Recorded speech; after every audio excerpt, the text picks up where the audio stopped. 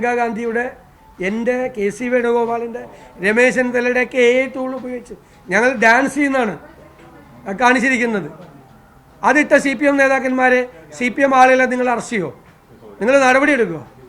Mister Pinarayi Vijayan, നിങ്ങൾ ആരെയാണ് ഭയപ്പെടുത്തുന്നത്? നിങ്ങൾ ഞങ്ങളെ പേടിപ്പിക്കാൻ നോക്കുകയാണോ?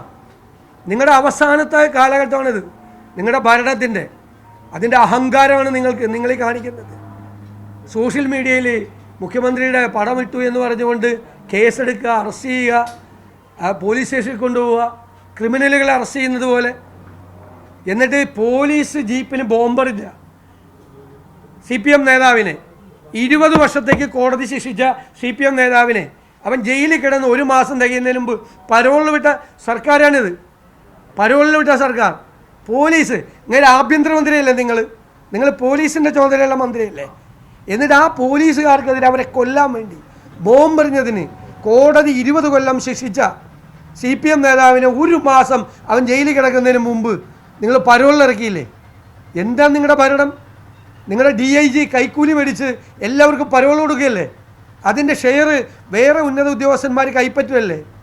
TP ചന്ദ്രശേഖരനെ 51 വെട്ടുവെട്ടിക്കൊന്ന ക്രിമിനലുകൾ മുഴുവൻ പുറത്തല്ലേ? ലഹരി മരുന്ന് മാഫിയയ്ക്ക് നിങ്ങൾ സൗകര്യം ചെയ്തു കൊടുക്കുകയല്ലേ? നിങ്ങളുടെ ജയിലിൽ നിങ്ങൾ കഞ്ചാവും ഡ്രഗ്സും എത്തിച്ചു കൊടുക്കുകയല്ലേ? പോലീസിൻ്റെ സഹായത്തോടു കൂടി, ജയിൽ ഉദ്യോഗസ്ഥന്മാരുടെ സഹായത്തോടു കൂടി. എന്നിട്ട് മാനം മര്യാദയായിട്ട് ജീവിക്കുന്ന ആളുകളെ രാത്രി വീട്ടിൽ നിന്ന് അറസ്റ്റ് ചെയ്ത് പോലീസ് സ്റ്റേഷനിൽ കൊണ്ടുപോകാം. പേടിപ്പിക്കാനൊന്നും വരണ്ട ഞങ്ങളെ, അത്രയൊന്നും ആയിട്ടില്ല ഞങ്ങൾ. പേടിപ്പിക്കാനൊന്നും വരണ്ട. അങ്ങനെയൊന്നും കേരളത്തിലെ കോൺഗ്രസും കേരളത്തിലെ UDF പിന്തിരിഞ്ഞു പോവില്ല. നിങ്ങൾ ഏകാധിപതി ചമയണം. നിങ്ങൾ ഏകാധിപതി ചമഞ്ഞാൽ ഞങ്ങൾക്ക് ആർക്കും ഒരു പേടിയില്ല. ഞങ്ങളെല്ലാം നിങ്ങൾക്ക് അറസ്റ്റ് ചെയ്യേണ്ടി വരും വീട്ടിൽ വന്നിട്ട്. എന്തൊരു നാണക്കേടാണ് കേരളത്തിന് നിങ്ങളെപ്പോലൊരു മുഖ്യമന്ത്രി, ഈ പിണറായി വിജയനെ പോലൊരു മുഖ്യമന്ത്രി. ഒരു സോഷ്യൽ മീഡിയയിൽ ഒരു പ്രചരണം നടത്തിയതിന് ഒരു മുതിർന്ന നേതാവിനെ അറസ്റ്റ് ചെയ്ത് പോലീസ് സ്റ്റേഷനിൽ കൊണ്ടുപോകാൻ നിങ്ങൾ അപമാനമാണ് കേരളത്തിൽ. മിസ്റ്റർ പിണറായി വിജയൻ, അപമാനമാണ്. നിങ്ങൾ ശബരിമലയിൽ പാട്ടുപാടിയതിന് കേസെടുത്തിട്ട് നാണം കെട്ട് ഓടിയ വഴിക്ക് പുല്ലുപോലും മുളച്ചിട്ടില്ല. ഇത് 2ാമത്തെ കേസാണ്. ഇതുപോലെ എന്തും ചെയ്യാമെന്നുള്ള ധാരണയൊന്നും വേണ്ട കേരളത്തിൽ. അതിനെ ഞങ്ങൾ ശക്തിയായി എതിർക്കും. ജനങ്ങളൊരു താക്കീത് തന്നാണ്, അത് ഇതുവരെ പഠിച്ചില്ല. പഠിക്കണ്ട. ഇതിനേക്കാളും വലിയ താക്കീത് വരുന്നുണ്ട് 2026.